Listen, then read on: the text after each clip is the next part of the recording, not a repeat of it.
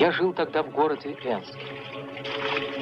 После смерти родителей меня приютила соседка, тетя Даша. Жили мы очень бедно. Ну, чтобы поддержать наше хозяйство, я ловил раков и продавал их в пивную. Однажды вместо раков я выловил сумку утонувшего почтальона. Конверты размокли, и письма невозможно было доставить по адресам. В долгие зимние вечера эти письма заменяли нам книги. Одно из них особенно поразило меня.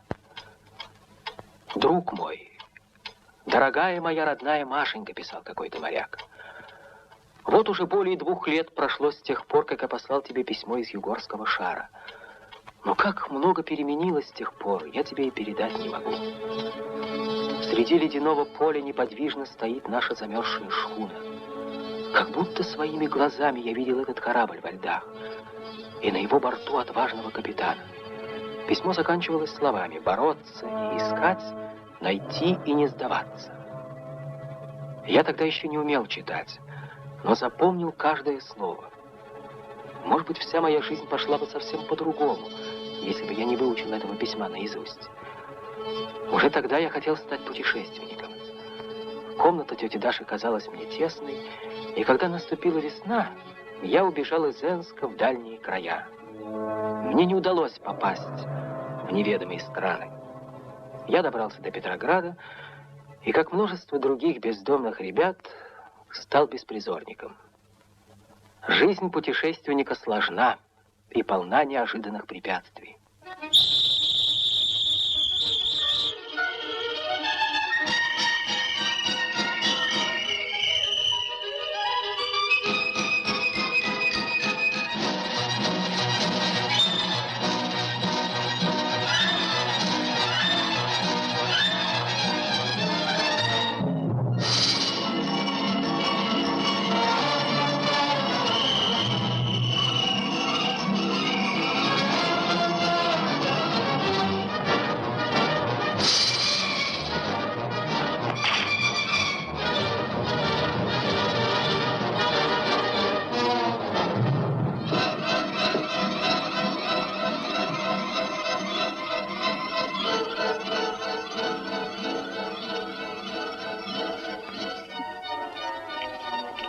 Ну-ка, паренек, помоги-ка мне, братец.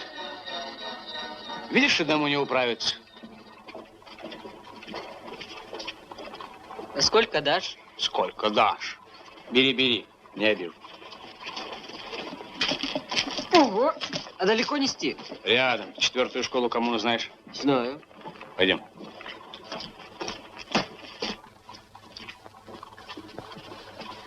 Так я познакомился с учителем Кораблевым и попал в школу коммунную. Откуда ты? Усатый привел. Сам дом. Да отстань ты от меня! Николай Антонович, ты что, у нас учиться? Ой, беспризорника привели, грязный ты какой! Его. А за что он тебя? Иван Павлович привел? Известно. Ну, ребята, каши принесли!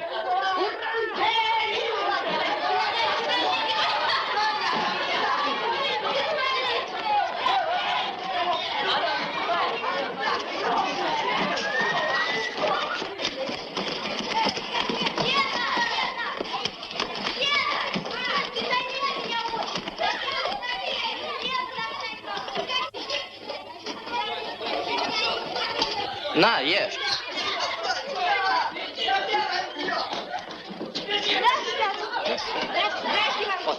Иди сюда. Да-да-да, иди.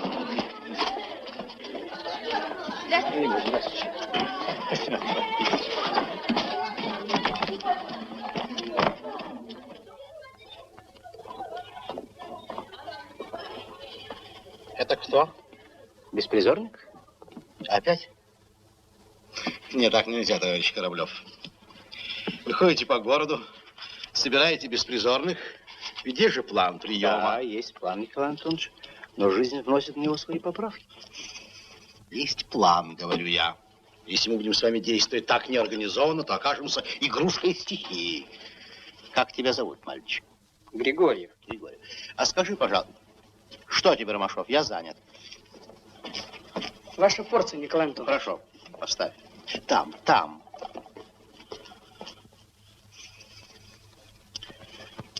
Спасибо. Ну, ступай, ступай. Ну, ступай же. А ты подойди поближе. Ближе, ближе, подойди.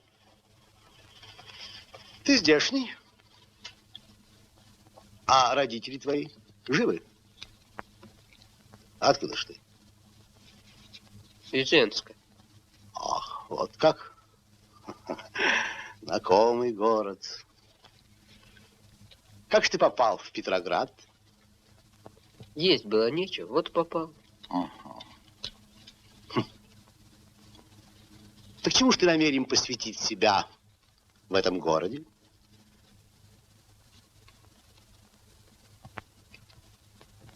Ну, хорошо, хорошо, мы еще с тобой потолкуем. Хорошо. Ступай. Так и вы, товарищ Кораблев. Только в последний раз. А ты не убежишь?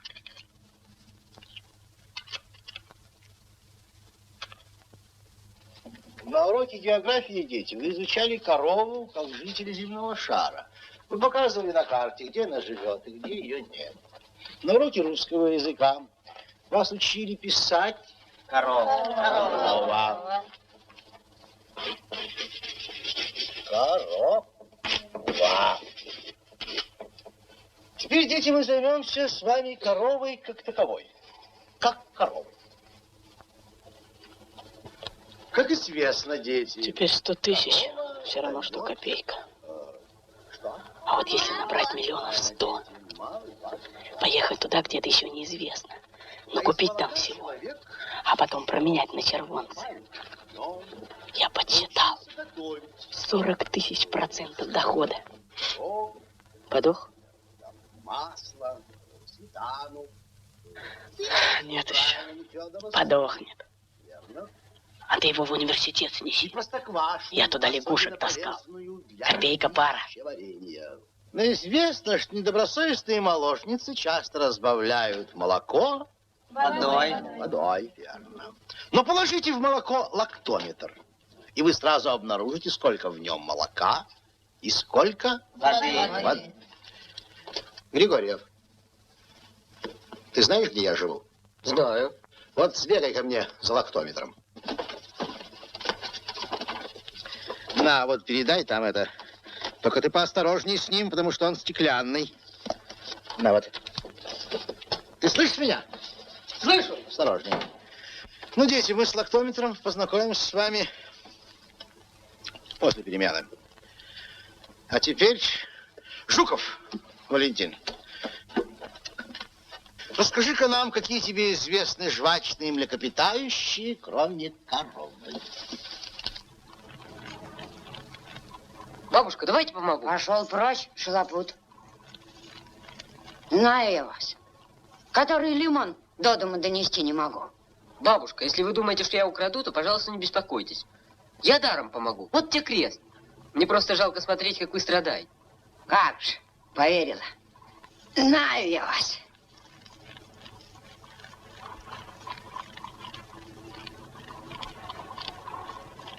Так то у вас беспризорные украли, а я детдомовский. Вот детдомские ты разбойники.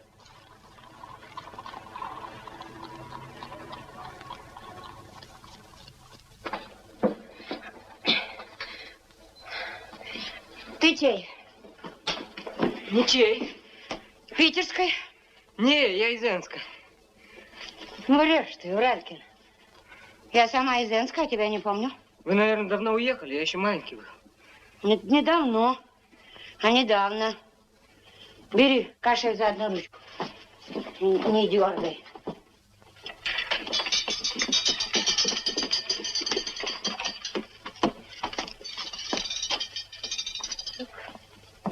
И вы сюда, бабушка? Ну ты куда? Домой. А ты куда? Здесь наш заведующий живет. Как зовут его, говори? Николай Антонович. Он меня за лактометром послал. Татарина. Вот записка.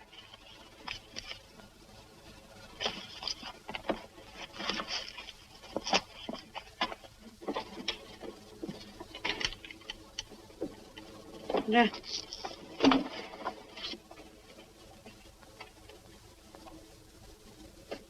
Вот, подожди тут.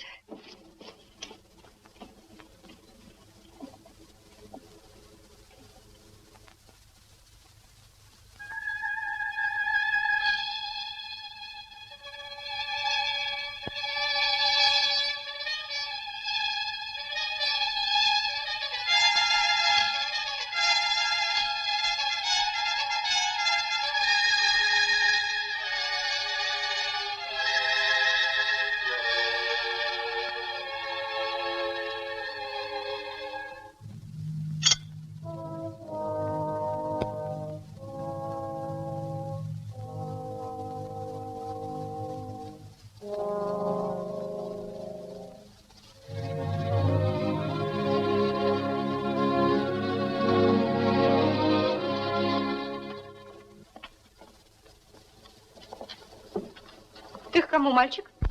Меня Николай Антонович прислал. За лактометром. А, Николай Антонович. А ведь я вашу карточку еще раньше видел.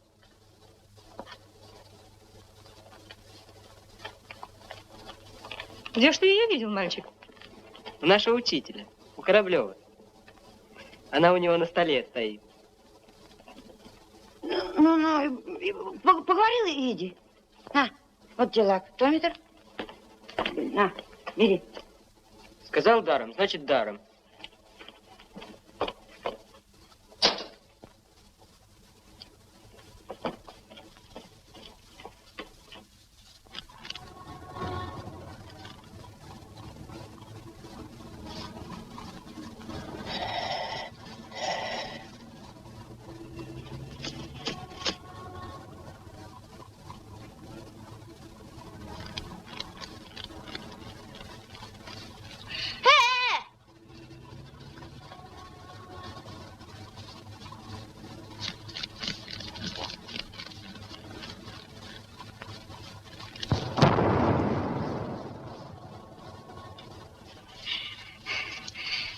Вот здорово, а? Что это? Балда, гремучий газ взорвался. Опыт по химии. Я тебя спасла. Ты бы погиб, раненый наповал в спину.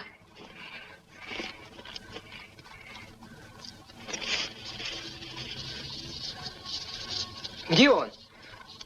Я положил его в снег. Где он?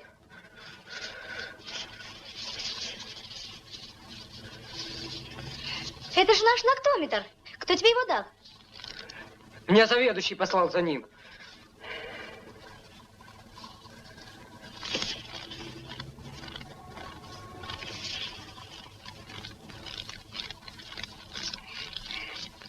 Подумаешь, стекляшку разбил. Хочешь, я сама поговорю с твоим заведующим? Хочешь? Уходи. Хочешь?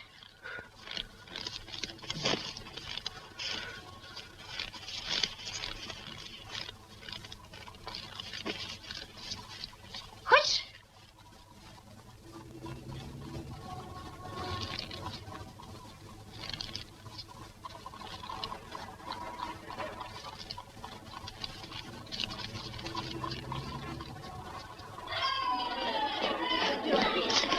Николай Антонович, вы послали его с лактометром? Посылал, Катюша? Правильно, а я его разбила. Врет, он взорвался. Так, ничего не понимаю. Тише, товарищи, тихо. Он взорвался. Молчи, Григорьев. Катюша, объясни, в чем дело? Дело ни в чем. Закройте там двери, в конце концов. Я разбила лактометр. Вот и все. Врет. Так, хорошо, Катюша. Допустим, Катюша. Следовательно, один из вас говорит неправду. А знаешь ты, Катюша, что такое неправда? Неправда – это ложь. А ты знаешь ли, куда ведет ложь? Я пойду, Николай Антонович. Ну хорошо, ступай, Катюша. А с этим мальчиком мы еще побеседуем. Тогда и я останусь. Ну, пора на урок. Ну иди, Григорьев. Николай Антонович, лактометр разбил я. Хорошо, ступай.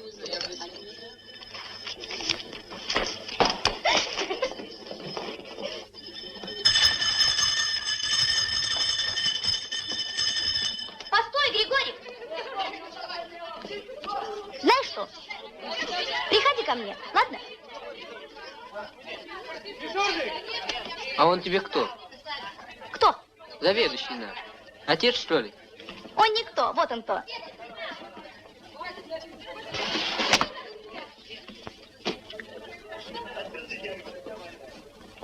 А это кто? Ромашка. Мы его совой зовем. Знаешь что? Пойдем куда-нибудь вместе, а? На каток, а? В зоопарк, а? Посмотрим.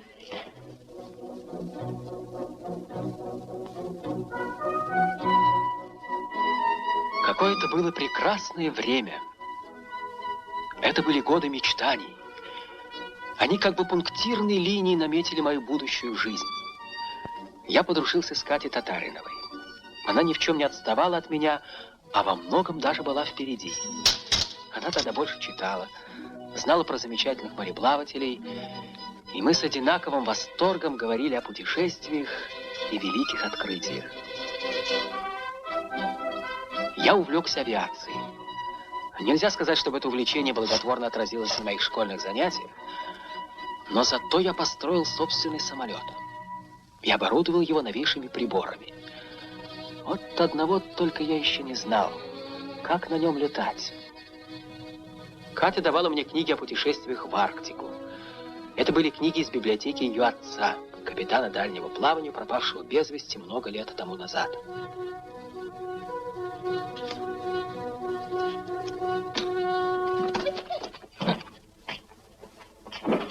Я 1000 раз спросил тебя, Катюша, ничего в этом кабинете не трогать. Пора отвыкать от дурной привычки, распоряжаться тем, что тебе не принадлежит. Остается подумать, что ты это все делаешь нарочно, чтобы досадить мне. Но я не хочу этого так думать. Да, не хочу. Если бы твой покойный отец мог видеть тебя в эту минуту, он был бы огорчен. Весьма огорчен. Иди обедать, Катюша.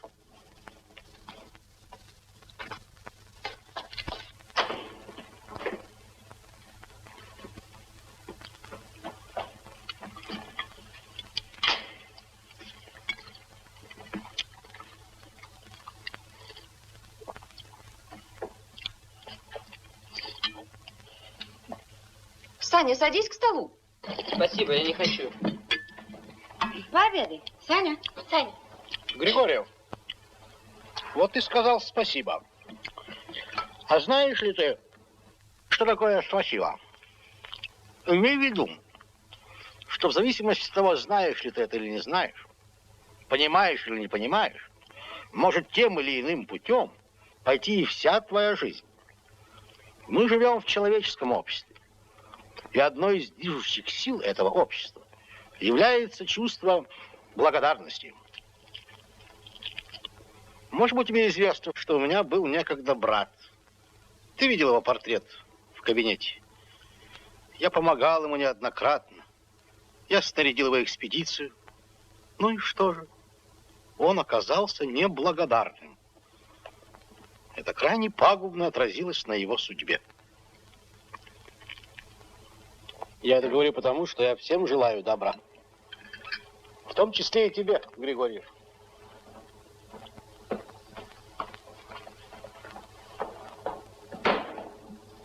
Саня!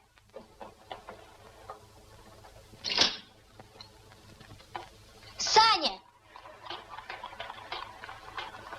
Эх ты, он над тобой издевается, а ты терпишь. Не твое дело. Нет, это мое дело, раз над людьми издеваются. Ну, отлично. Катя, а к вам я больше не приду. Ну и пожалуйста. Знаешь что, приходи ты к нам в школу. У нас в субботу суд. Какой суд? Над Евгением Онегиным. Приходи, интересно.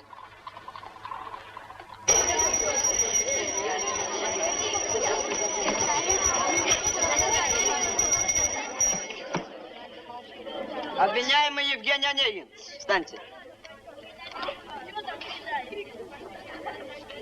Признаете ли вы себя виновным? В чем? В преднамеренном убийстве под видом дуэли Ленского Владимира Не цапай. Ленского Владимира, поэта 18 лет. Никогда. Надо понимать, что дуэль это не убийство. Тогда приступим к допросу свидетелей. Гражданка Ларина, что можете показать по этому делу? Лично я считаю, что Онегин целиком и полностью отвечает за эту дуэль. И вообще он любил зазнаваться. И с моей точки зрения был пустой эгоист. Погромче! И как про него сказал товарищ сам Пушкин. Он был ничего не слышно. Людей решительных и строгих, ученый малый, но педант. Имел он счастье. Как выросли ваши ребята. Как изменились. А где Катя? С вами? Николай Антонович приказал ей остаться дома. Она не придет. А похож.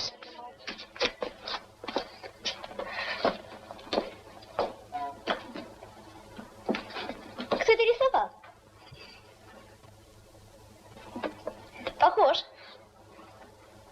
Послушай, Саня, а почему тебя все капитаном зовут? Ты хочешь идти в морское училище, да? Нет. Знаешь что? Катька, ты никому не скажешь? Никому.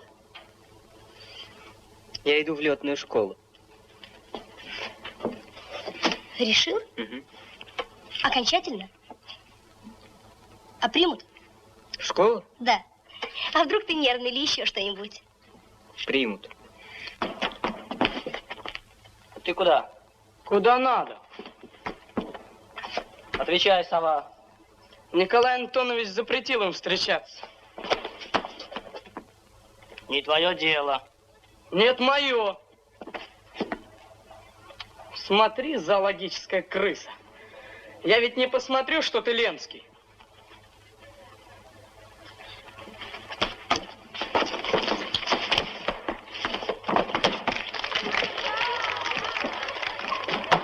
Жуков! Ленский! Валя! На сцену! Твой выход! Твой же выход!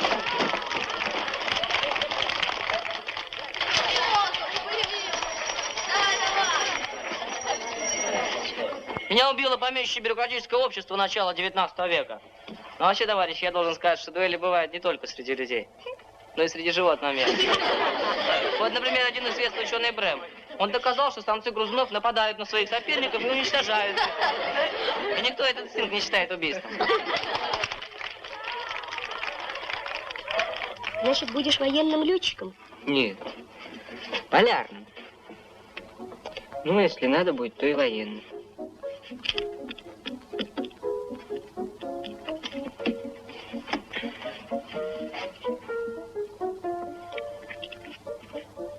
Катя.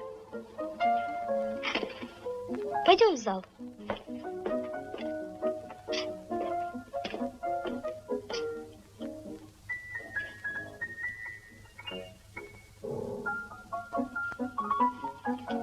Что это значит? На самом деле ты ничего не чувствуешь. Если бы на моем месте была другая, ты сделал бы то же самое. Нет, не сделал бы. Нет, не сделал бы.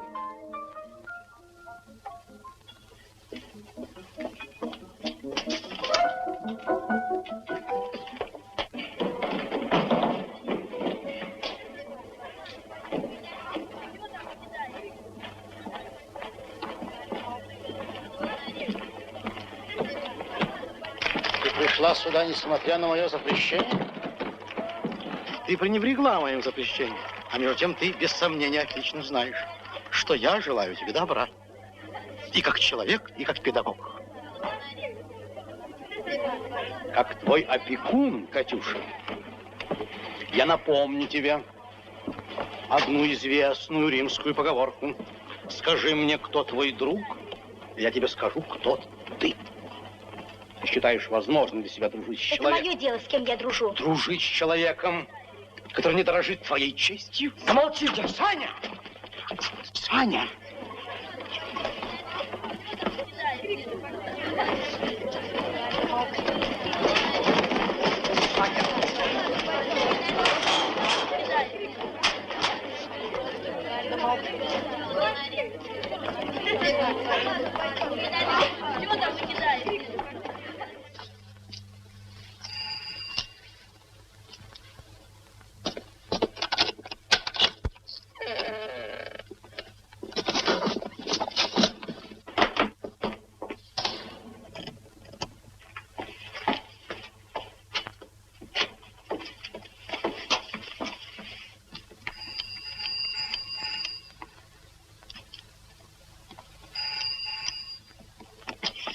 Вот что, голубчик мой, я на тебя по старой памяти не сержусь, но чтобы я тебя больше не видела и не слышала. Мы туда, ты сюда. Позовите Катю. Нет, Катя уехала. Ступай.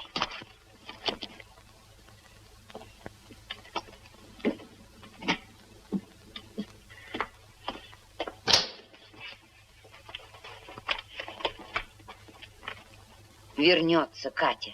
Ее в Энск отправили к родственникам, к Бубенчиковым. В Энск? Когда? Надолго? И чтоб след твой простыл, и чтоб на глаза не попадался.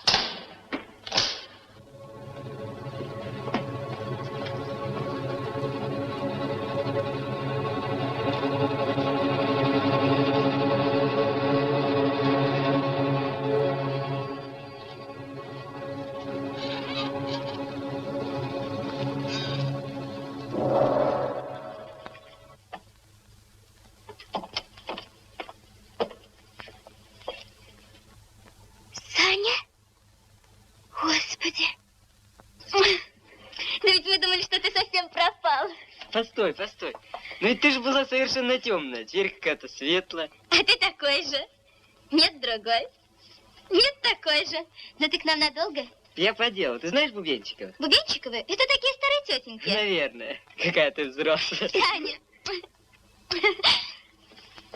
Тетя Даша. Ой, я ее сейчас подготовлю. У нее сердце плохое. Сейчас.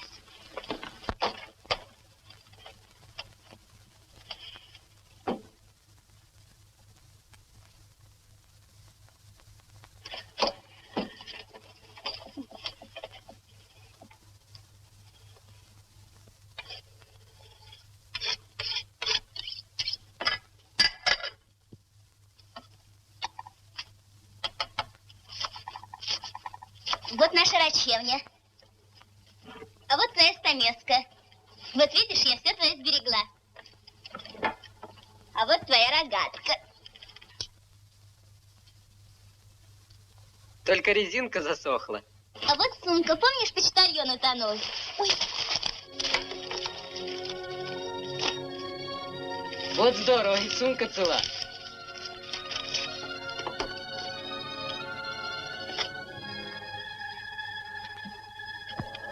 Саня?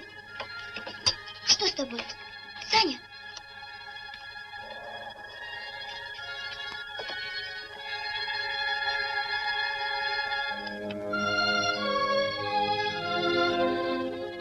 Неподвижно стоит наша Святая Мария. Ведь это же шхуна капитана Татарина. Друг мой, дорогая моя родная Машенька. Ведь это же Марья Васильевна. Тетя Даша! Тетя Даша! Я убежден, что это земля. Я назвал ее твоим именем. Здесь нет еще страницы. Там еще было бороться, искать, найти и не сдаваться. И еще там было неудачи преследуют нас. И главное из них та, что снаряжение экспедиции я поручил брату. Николай погубил нас и, как я предполагаю, намеренно. Молю тебя, не верь этому человеку. Но ведь была же здесь еще одна страница. Но ведь я-то помню, но мне же не поверят.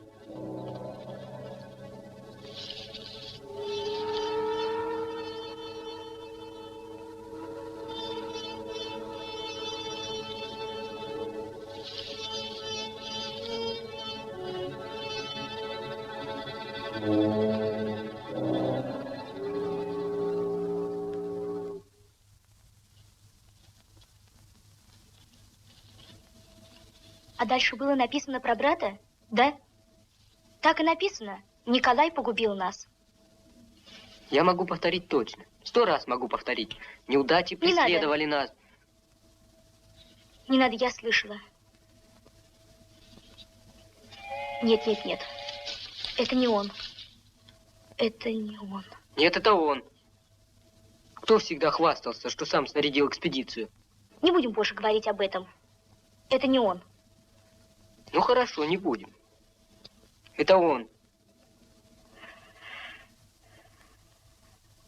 Ты не понимаешь. Маму жалко.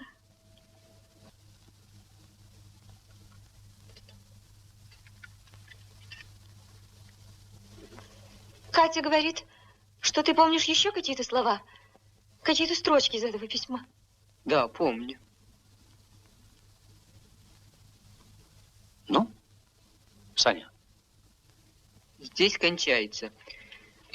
На любой карте ты найдешь теперь сердечный привет от твоего. Верно? Верно. Дальше так. Сердечный привет от твоего Мангатима истребиный коготь. Мангатима? Да, Мангатима. Нет, Мантигома. Мантигома, ястребиный коготь, я его так называла когда-то.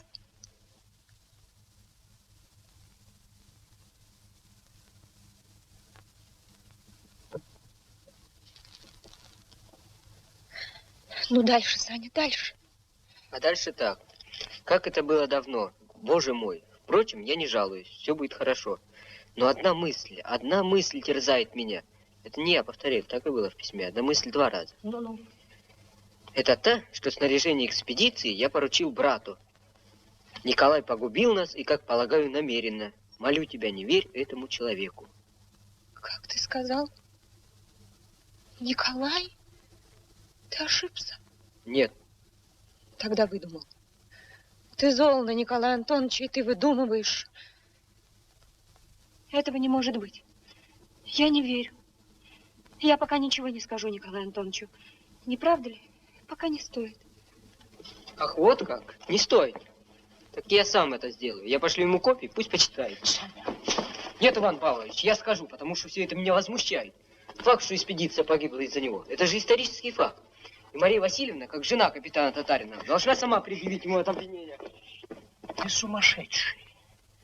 Он погубил необыкновенных людей. Эти люди впервые в мире хотели пройти северный путь в одну навигацию. А Мария Васильевна, как жена капитана Татарина... Замолчи. Мария Васильевна не жена капитана Татаринова. Она вдова его. Она жена Николая Антоновича. Ступай. Ты не должен больше вмешиваться в эту историю. Иди.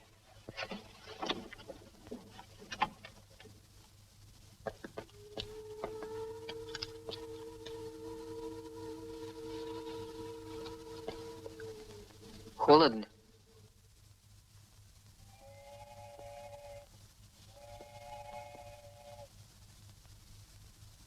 Не думайте больше об этом.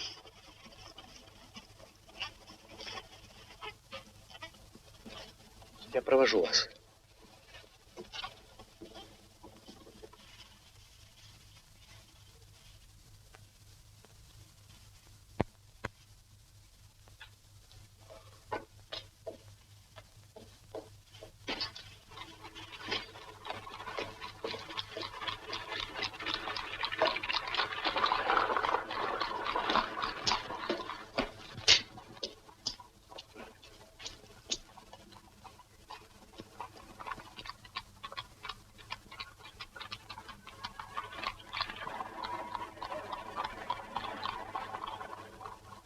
С ледяного поля направляется Святая Мария.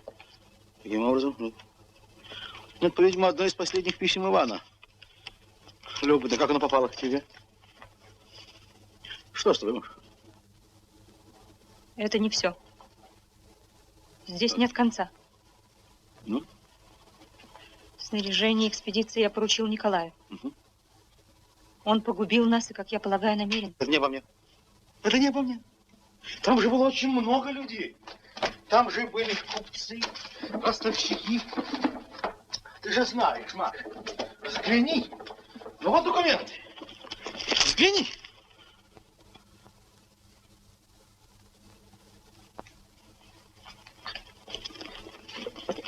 Маша. Маша, послушай. Я прошу тебя, ты выслушай меня.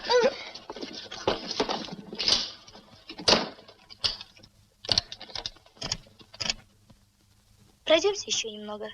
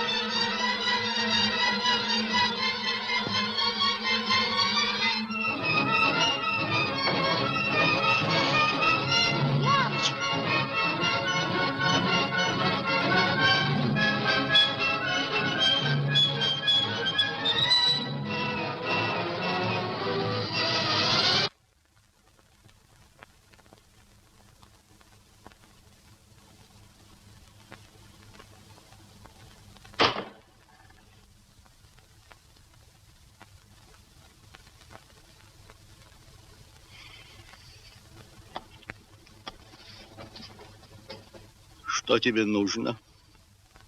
Я пришел поговорить с вами. Говори. Ну-с. Может быть, здесь неудобно? Нет, здесь удобно. Кораблев, Иван Павлович, Кораблев, говорил мне, что будто бы вы предъявили ему какие-то документы, какие-то письма. И выходит, будто бы я нарочно уверял Марию Васильевну, чтобы отомстить вам. Будто во всем виноват я. Я прошу показать мне эти письма.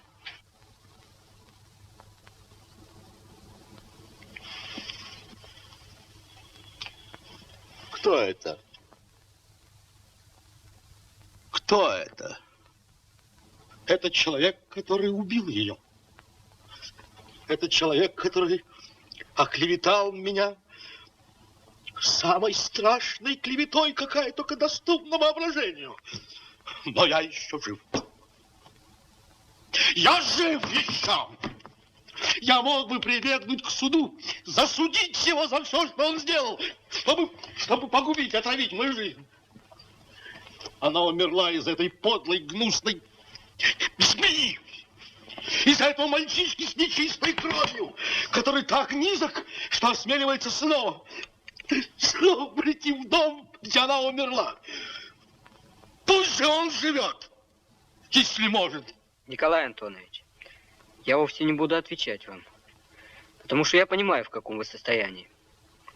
Да, я снова пришел и буду приходить снова до тех пор, пока не докажу, что не я виноват в смерти Марии Васильевны.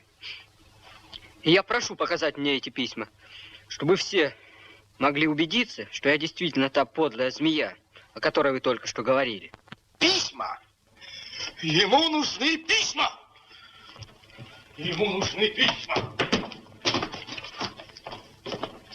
Уходи. Слышишь? Уходи.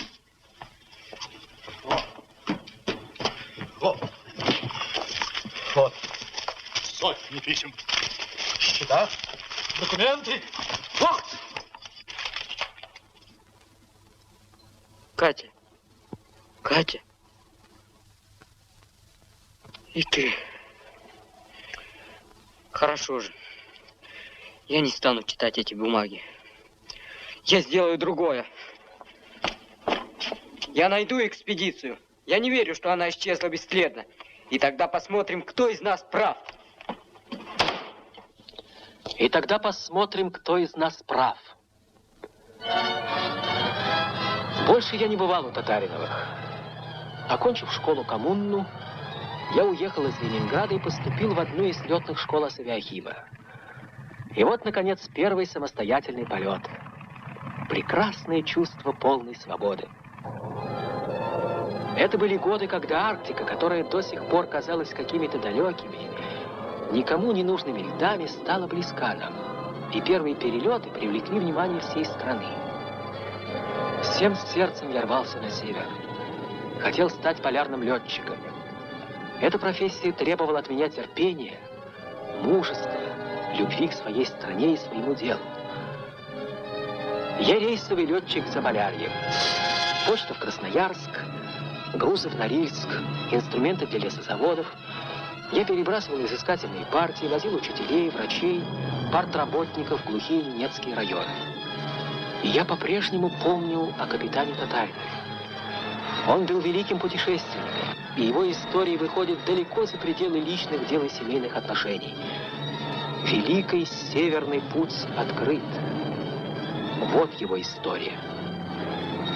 Я расспрашивал местных жителей, изучал старинные лодцы, искал следы экспедиции на Таймыре, на Северной земле. Для меня было ясно, что их нужно искать именно там. Но неожиданно меня отозвались с севера.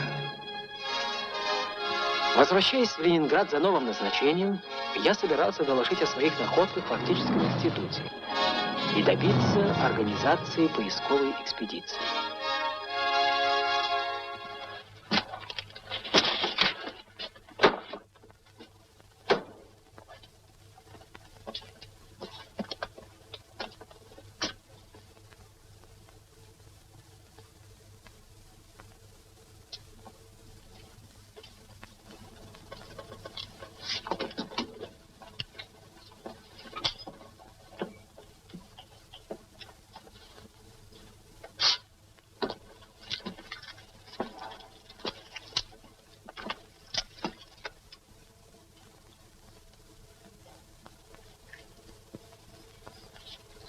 А где у тебя пепельница? Что?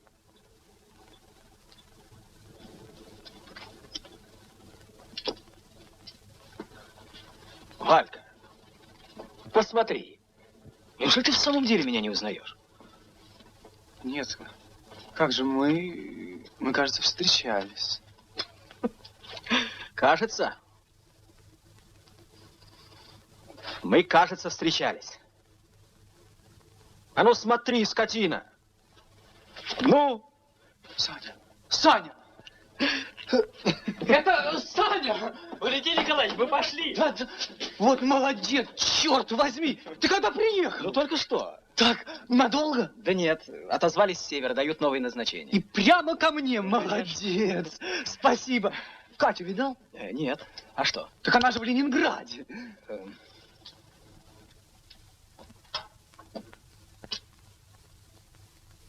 Валя, а где у тебя можно умыться? Ты с ней переписывался? Нет.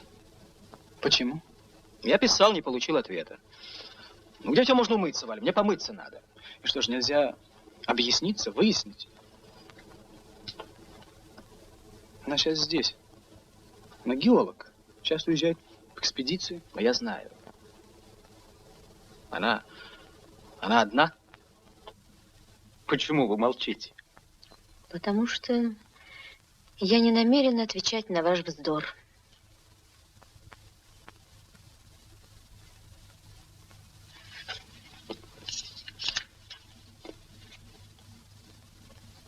А с ним ты будешь несчастна. А почему вы говорите мне «ты»?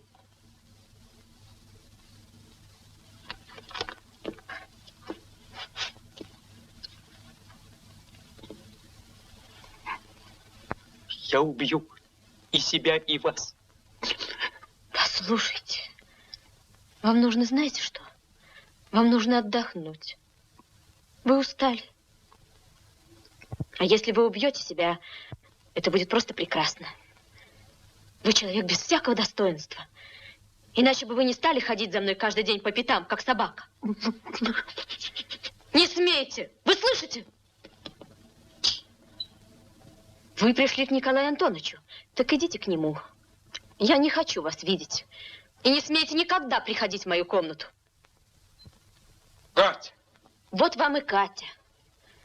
Я не хотела с вами ссориться, но это становится просто невыносимым. Вы запугиваете Николая Антоновича какими-то бумагами, и он требует, чтобы я вышла за вас замуж. Можно подумать, что в наше время женится с помощью каких-то дурацких интриг. Уходите.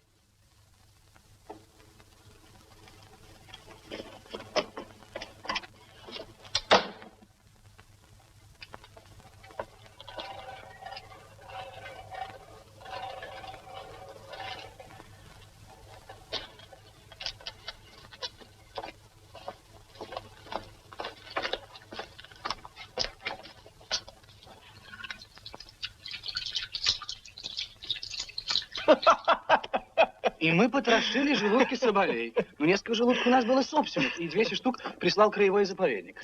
Сань, вот как ты думаешь, чем главным образом питается соболь? Ты знаешь, мне удалось открыть интереснейшую штуку. Послушай, Валя, ты часто бывал у Татариновых? У Татариновых? Ну, не очень, раз 3 был. Ну и как они поживают? Ничего. Саня, а ты знаешь, что ты ошибся в Николае Антоновиче? Да, Санька, ты ошибся в нем. В самом деле? Это очень почтенный человек. Он теперь профессор. А что же он читает? Педагогию. Да и уверяю тебя, что очень почтенный профессор. Член географического общества. Написал очень дельную книгу о капитане Татаринове. О, ну что ж, почитаем. Вот Ромашов рассказывал, что в прошлом году... Позволь, Ромашов? А это еще откуда взялся? Ну, откуда? Он меня туда привел. Он тоже бывает у Татаринова? Он же ассистент Николая Антоновича. Он вообще, там вообще самый близкий человек. Я не понимаю, о ком ты говоришь. Ромашка? Ну, Ромашка. Ну, конечно, так его сейчас никто не называет. Между прочим, по-моему, собирается жениться на Кате. Что? Черт, совсем упустил из виду. Да не то, что собирается, Саня. Да нет, Валя, ты уж договаривай. А что, собственно, договаривать? Я вам вообще тебе ничего не сказал. Ну, просто я думаю... Слушай, а мало ли что я думаю. Ты знаешь, мне иногда в голову приходят такие мысли, что я сам удивляюсь. Что ты ко мне пристал? Скотина!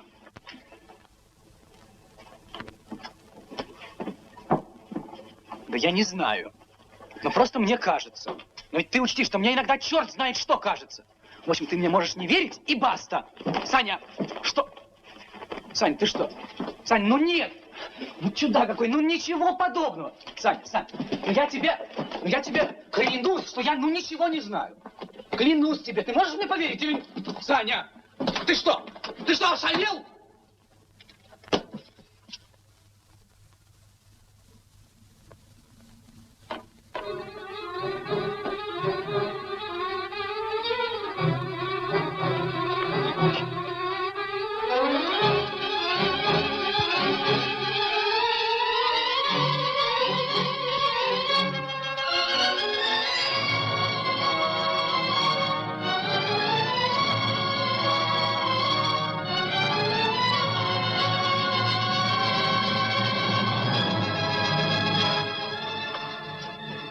Да неужели? Нина Капитановна, здравствуйте. Помните вы меня еще? Наверное, забыли давно. Вот, забыла. Ничего я не забыла. Катя? Катя? Александр Григорий, вон он. Какой? О, молодой орел, залетел наконец к нам, а? Вот, кажется, недавно мальчишка был, а вот поди ж ты. Какую себе специальность избрал? Молодец. Ну, обыкновенная специальность, Николай Антонович. Такая же, как всякая другая. Такая? Ну, нет. А самообладание? А дисциплина? Да не только служебная, а и внутренняя, так сказать, самодисциплина. Ромашка? Здравствуй, сова. Сова? Да, сова. Как это ты помнишь все эти школьные прозвища? Я, брат, все помню. Жаль, что мы с тобой редко встречались. Ты где служишь? Ах, да, на севере. Катя мне говорила.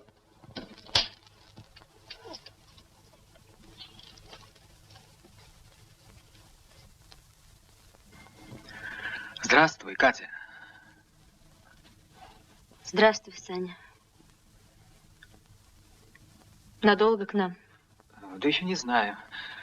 Меня вызвали. Я только что. Я сегодня... К столу, молодой орел, к столу.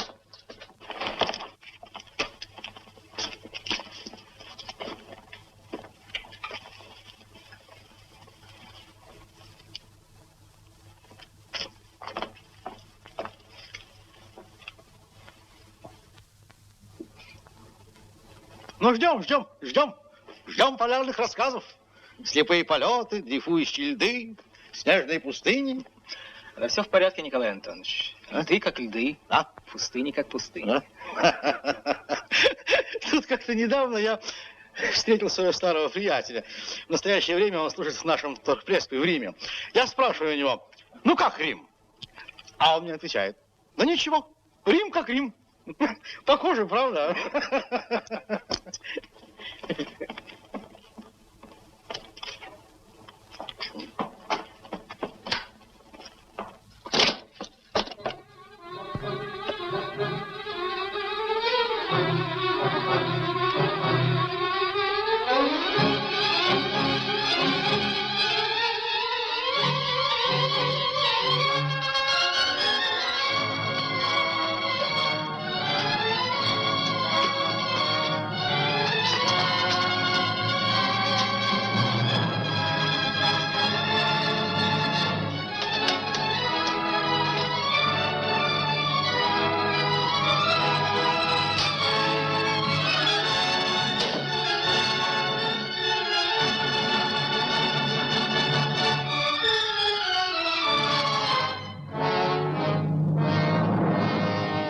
Я пришел, потому что я люблю тебя, Катя.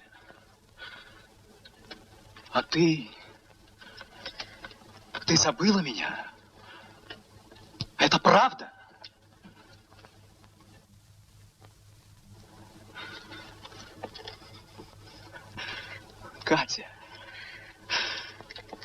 Катенька, я теперь знаю о твоем отце больше всех людей на земле. Вот смотри.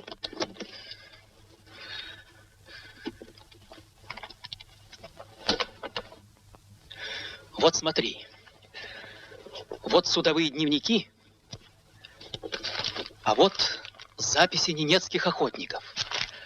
А вот багор, латунный багор. Ты видишь на нем надпись «Святая Мария».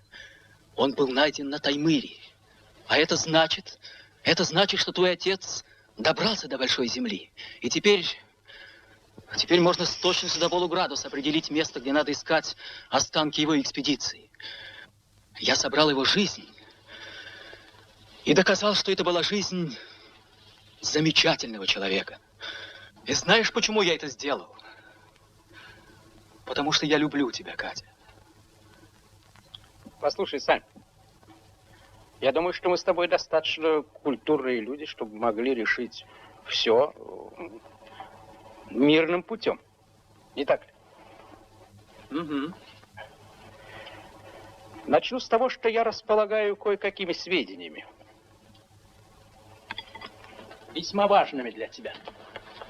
И могу их тебе сообщить. За сколько? Ты можешь понимать это как угодно. Но я прошу тебя только об одном. Чтобы ты уехал. Один? Да. Без Кати? Да. Думаю, что тебе интересно будет знать, какую роль Николай Антонович играл в экспедиции капитана Татаринова. Могу оказать тебе в этом деле серьезную услугу. Ты уверен? У меня есть доказательства. Санька, да ты думаешь, он кто? А? Ты думаешь, кто он? Я знаю о нем такие вещи, такую штуку. Ты думаешь, кто он? Это интересно. Но знаешь что, Ромашов? Что? Я не успел позавтракать. Может, мы спустимся в кафе?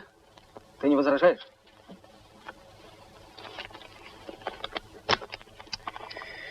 Ты мне не веришь. Нет, почему? Сейчас верю. Ну, хорошо. Пойдем.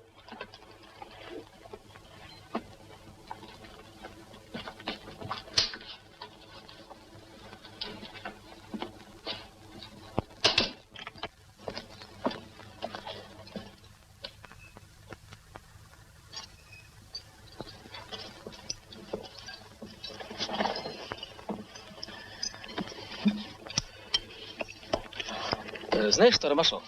Ты мне закажи яичницу, кофе, ну, пару булочек. Я приду сейчас.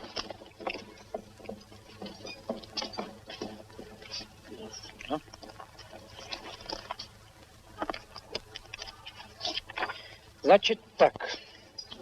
Пару булочек. Сейчас. Нет, Николай Антонович, вы меня найдете в кафе. Ну, не будем, что называется, считаться визитами. Да, и повторяю, это очень важно не столько для меня, как для вас. Да. Я жду.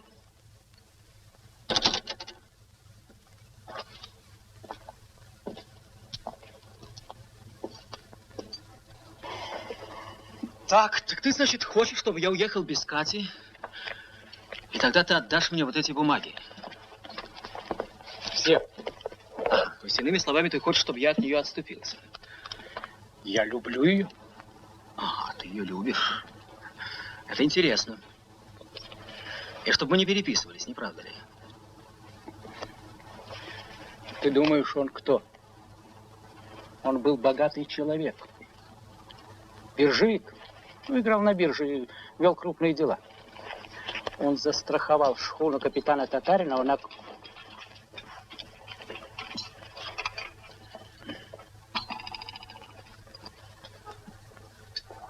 Спасибо. Он застраховал шхуну капитана Татаринова на крупную сумму и сделал все возможное, чтобы она не вернулась. Мальчишки по всему Архангельску собирали полудохлых собак, а он платил за них по 2 гривенному за штуку. Это была экспедиция на тот свет. Да что там. Он убил этого капитана, потому что был влюблен в его жену, Марью Васильевну. Я тебе помогу. Он полетит у нас кверх ногами.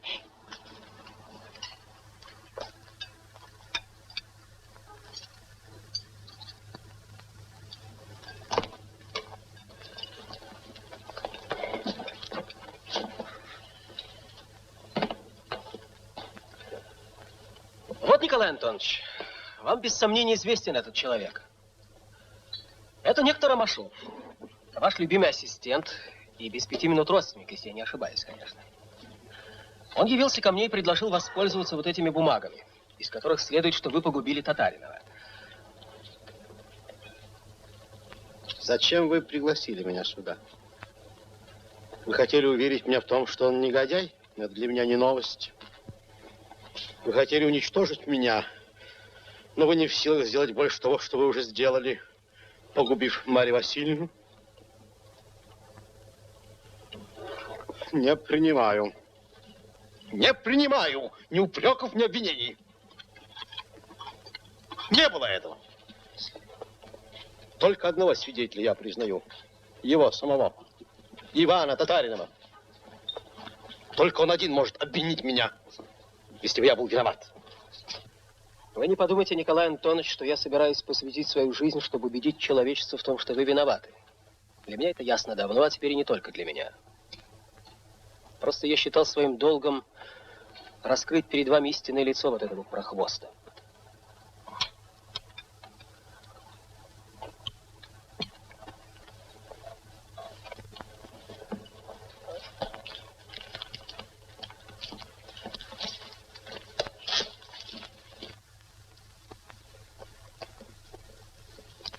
А тебе больше не понадобятся эти бумаги.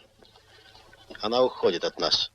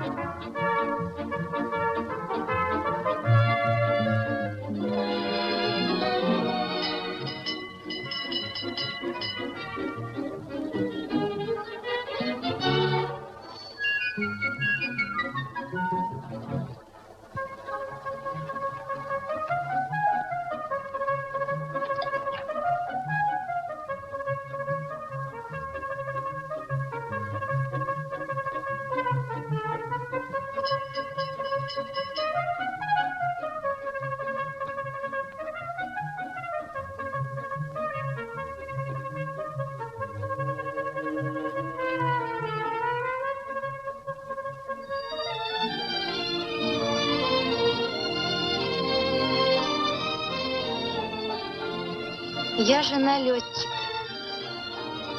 Время идет день за днем, месяц за месяцем. Мы живем на Западе, на Дальнем Востоке. Я жена летчика.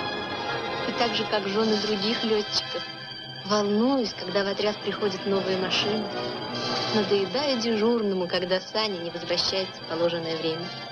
Иногда мы видим друг друга в дневные часы. Говорят, что есть жены, которым это не кажется странным. Потом снова разлука, снова тревога.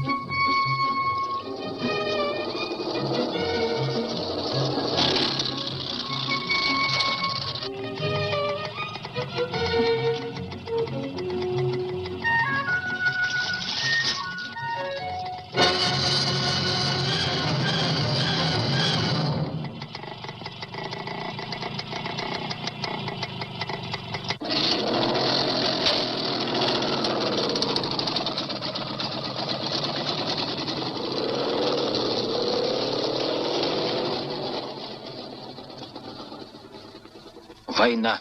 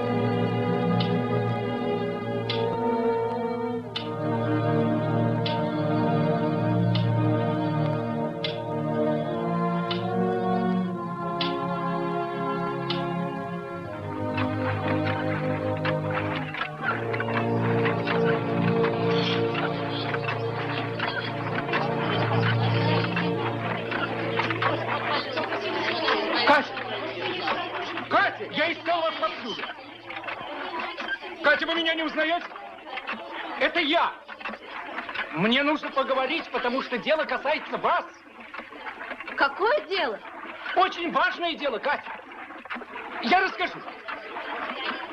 Пойдемте, я расскажу.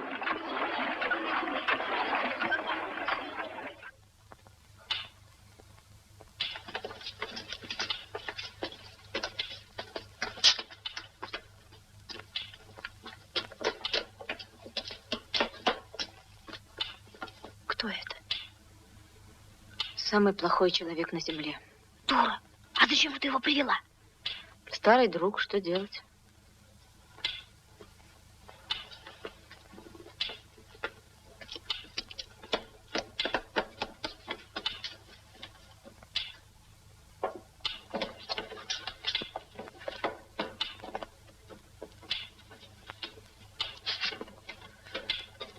Говорите. Это вот вам. Берите. Я еще достану.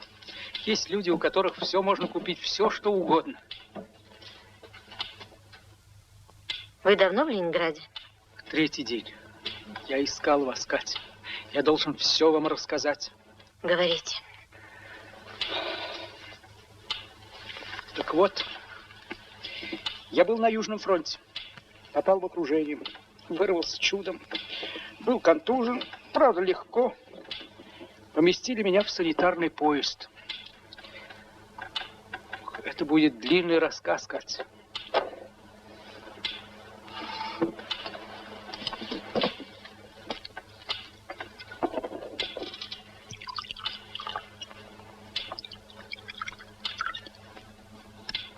Вы курите? В войну многие женщины стали курить. Да, многие.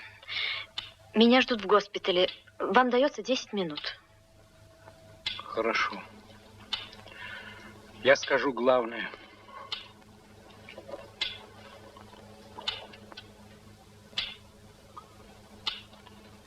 Так мне легче. Скажу главное. Мы ехали долго. И вот однажды санитарка позвала меня к раненому командиру. Он отказывался есть, говорил, что застрелится, плакал. Я пошел к нему. Он лежал лицом вниз. Обе ноги были забинтованы и так неумело. Вы пейте. Пейте, а то я все пью. Напьюсь. Что станете делать? Прогоню. Досказывайте вашу историю. Это был Саня. Как он попал в эшелон, я не успел расспросить. Через час после этой встречи нас обстреляли немецкие танки. С первого выстрела был подбит паровоз. Раненые стали прыгать из вагонов под нас. Разбежались. А из танков через эшелон стреляли по ним шрапнелью.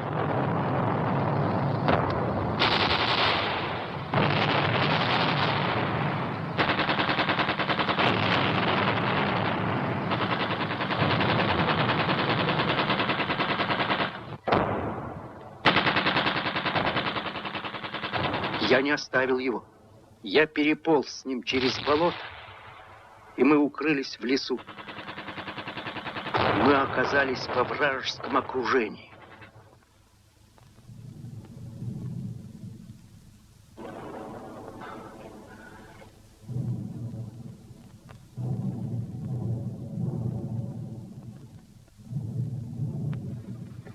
Сейчас же верни оружие и документы, болван. Ну?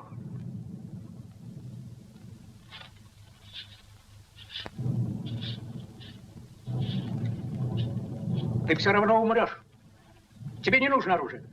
Умру я или нет, это уж мое дело. Но ты мне верни пистолет, если не хочешь попасть под полевой суд. Какой там полевой суд? Мы одни, и никто ничего не узнает. О том, что ты жив, еще никому не известно. Знаешь что? Хлебни-ка из фляги и приди в себя. А уж потом мы решим, жив я или умер. Я ждал здесь, чтобы сказать тебе, что ты мешал мне. Ты надоел мне безумно, смертельно. Ты надоел мне 1000 лет. А теперь все кончено навсегда. Ты умрешь, у тебя гангрена.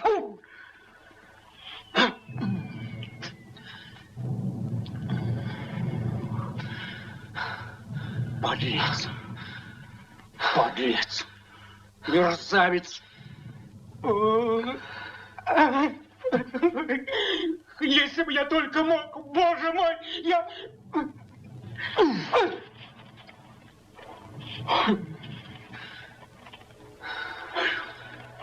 Итак, хорошо. Хорошо.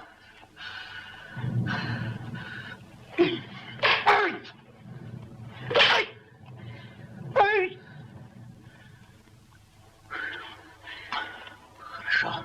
Я оставил его в роще, а сам отправился к железной дороге. Дело в том, что, спасая Саню от обстрела, я заметил перевернутую дрезину. Если бы удалось мне ее поднять и поставить на рельсы, мы были бы спасены. Но до дрезины я не добрался. В болоте меня заметили и обстреляли. Я притворился убитым и пролежал до темноты. А когда вернулся в рощу, то Сани уже не было. В том месте, где мы расстались, я нашел вот этот вот мешок. Да, когда-то мы ссорились с ним. Уйдите.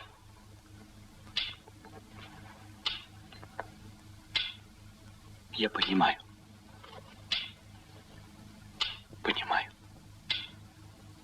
Вам необходимо сейчас побыть одной.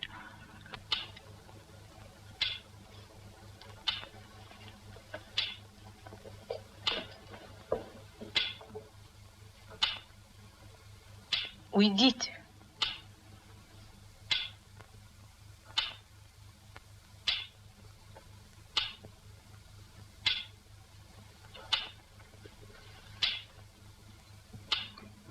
Где ты? Что с тобой? Да спасет тебя любовь моя. Да коснется тебя надежда моя. Встанет рядом, взглянет в глаза, прижмется к кровавым бинтам, скажет: это я, твоя Катя. Пусть другая поможет, поддержит тебя, напоит и накормит тебя. Это я, твоя Катя. И если смерть склонится над твоим изголовьем, и больше не будет сил, чтобы бороться с ней, и только самая маленькая, последняя сила останется в сердце, это буду я. Я спасу тебя.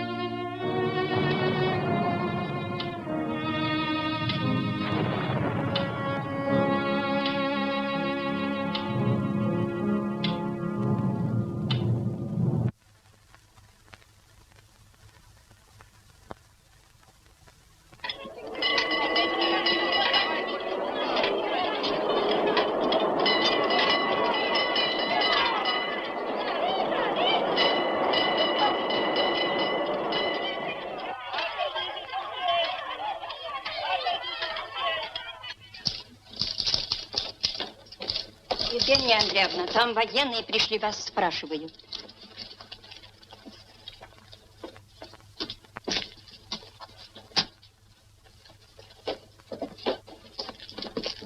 Вы работаете в госпитале? Да. А вы Татаринову знали? Где она? А вы кем приходитесь, Катерине Ивановне? Она жена моя. Да что вы. Где она? Ее нет. Она была очень плоха, и доктор Трофимова помогла ей эвакуироваться еще зимой. Куда? Вот этого я вам сказать не могу. Не знаю. А сейчас доктор Трофимова здесь? Нет. Как отправила вашу супругу, сама сейчас же на фронт. И с тех пор никаких известий. Евгения Андреевна, а может, тот майор знает? Помните, приходил к ней? Да, от него потом еще письма приходили. Какой майор? Да рыжий такой. Вот.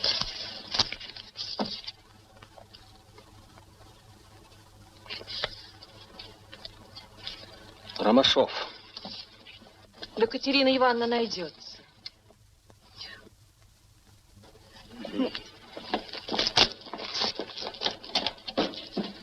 Вот что, Коля, я пойду с ним, а ты ступай в комендатуру. Пусть пришлют патруль по этому адресу.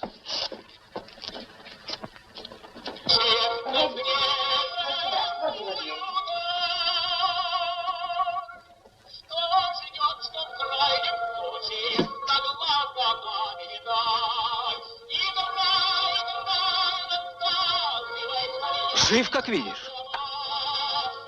Да, вижу.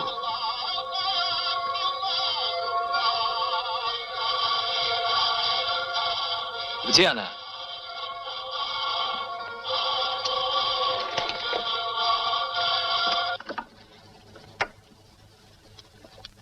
Рассказывай все. Ее больше нет.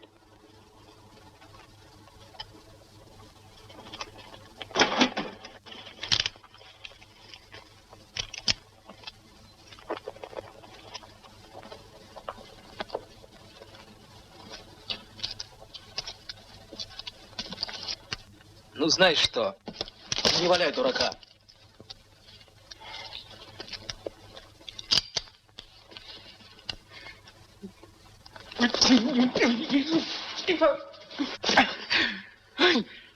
Убери руки! Убери руки!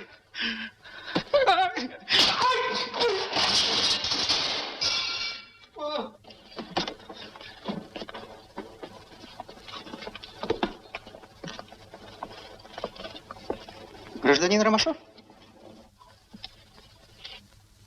Оружие? Не имеется. Вот его оружие. Пройдите, гражданин Ромашов. Напрасно ты ищешь Катю.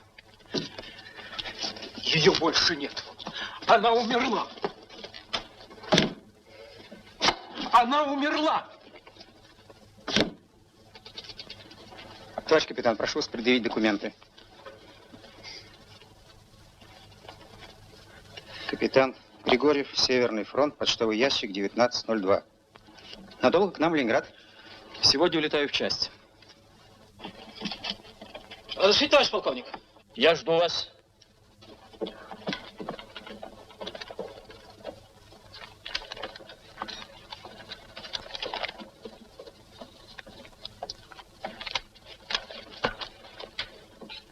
Экипаж к выполнению боевого задания готов. Немецкому рейдеру удалось пройти в Карское море и обстрелять порт. И сейчас он бродит где-то далеко на востоке. Задача ваша найти и утопить его. Посмотрим, как пройти туда. Возьмем крайний пункт с востока. 79 градусов 35 минут широты. Между 86 и 87 меридианами. К русским островам и к архипелагу Норденшельда. Потом вдоль побережья от мыса Стерлигова. А ведь это же маршрут капитана Татаринова. Вы там были? Нет. Извините, товарищ полковник. Итак, от мыса Стерлигова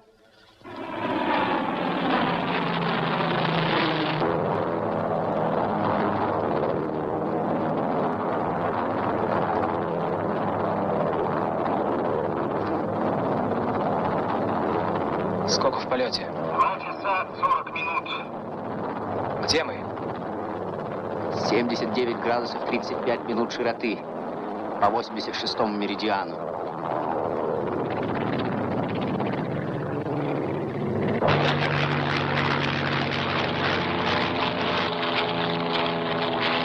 Что случилось? Посадка? Ничего. Всю жизнь я вижу перед собой этот остров.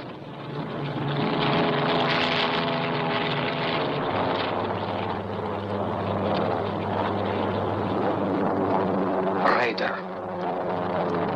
Приготовиться к атаке.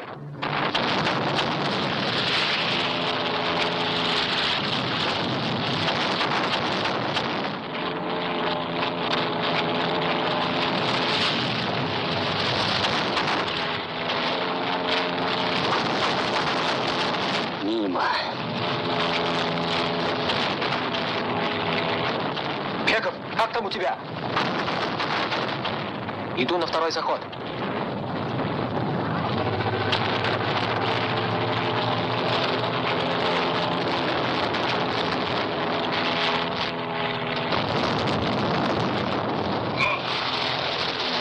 Готов. Дотянем, Саня? Дотянем. Сколько до берега? Минут 26.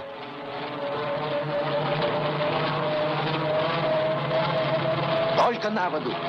Держи только на воду.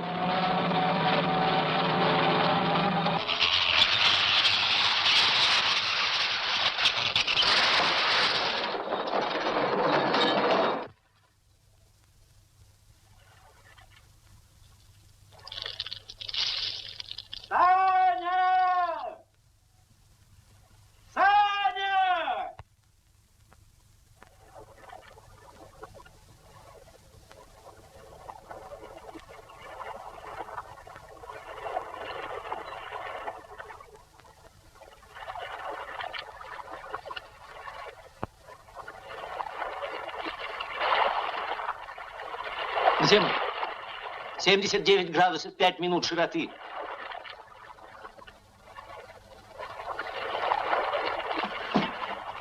Что случилось? Что? Что с тобой? Иди ты к черту. Ты думаешь, я сошел с ума? Здесь была стоянка Святой Марии.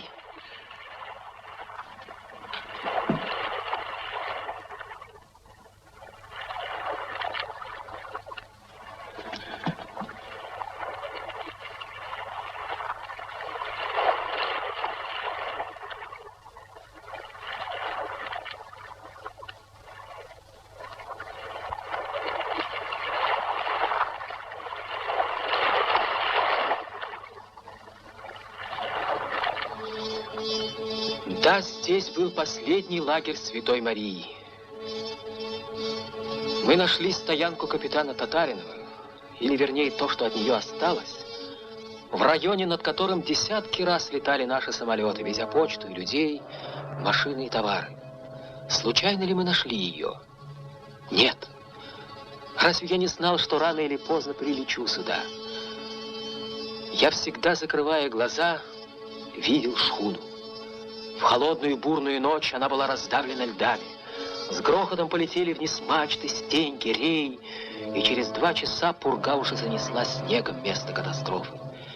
Я нашел, потому что искал всю жизнь. Таким образом, путешествием капитана Татаринова постоянный дрейф, установленный Нансеном, был подтвержден. А его формулы сравнительного движения льда и ветра представляют собой огромный вклад в русскую науку. Огромный вклад. Но главный научный подвиг Татаринова в том, что он первый открыл Землю, которая впоследствии была названа Северной землей. И не напрасно искал его летчик Григорьев. Бескорыстно собирал он осколки чужой судьбы, потому что летчик Григорьев – человек советской страны. Ему дороги пути, ведущие в неизведанные просторы. Но есть другие люди, не собиратели, а похитители славы. Это воры и корыстолюбцы, без сердца, без родины. Вот у меня одно из писем, найденных на месте гибели экспедиции. Горько мне думать о всех делах, которые я мог бы совершить, если бы мне не то что помогли, а хотя бы не помешали. Не я один, вся наша экспедиция шлет проклятие человеку, который предал и погубил наше дело. Сейчас, перед лицом смерти, я не могу не назвать его имя. Мой брат Николай Татаринов. Вот его имя. Капитан Татаринов задолго до наших дней понял все значение Крайнего Севера для нашей страны. Крайний правый фланг Отечественной войны пересекает сейчас эти края. И над ними, сражаясь за родину, ведет свои самолеты другой капитан, летчик Григорьев.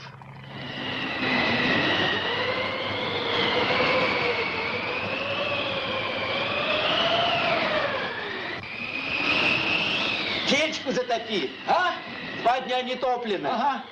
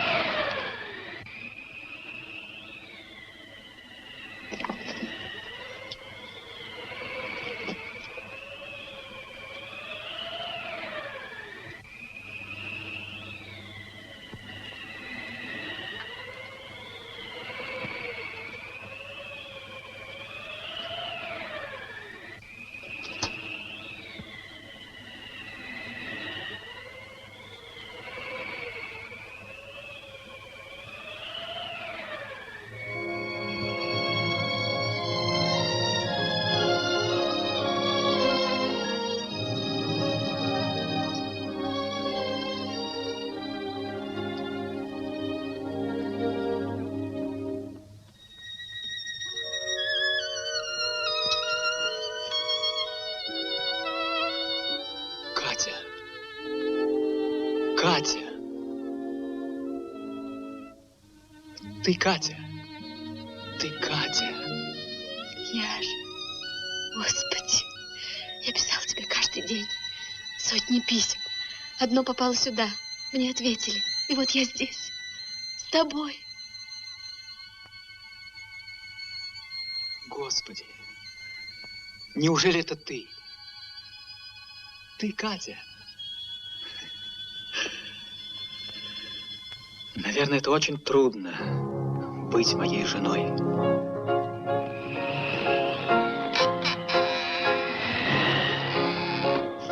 Ты знаешь, Катя, о чем я чаще всего думал? О том, что я мало любил тебя. Мало. Милый, родной мой, со всеми страхами, заботами, волнениями, это всегда было счастьем. Катя, если бы ты знала, как мне не хочется снова с тобой расставаться.